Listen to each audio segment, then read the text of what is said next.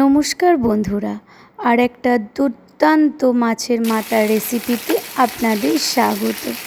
মাছের মাথাগুলোকে কড়া তেলে ভালো করে ভেজে জিরে, আদা, গোটা গরম মশলা, শুকনো লঙ্কা, তেজপাতা দিয়ে আর টমেটো দিয়ে কষিয়ে কষিয়ে গ্যাস কমিয়ে ভাজুন। তার সাথে নুনটা দেবেন কিন্তু।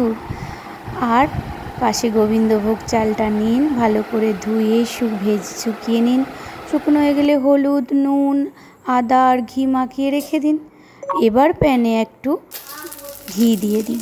ঘি দিয়ে কিশমিশ কাজু ভেজে নিন। ভাজা হয়ে গেলে ওই ঘির মধ্যে গোটা গরম মশলা, তেজপাতা আর একটু শুকনো লঙ্কা দিয়ে তার মধ্যে চালগুলো দিয়ে ভালো করে নাড়াচাড়া করুন।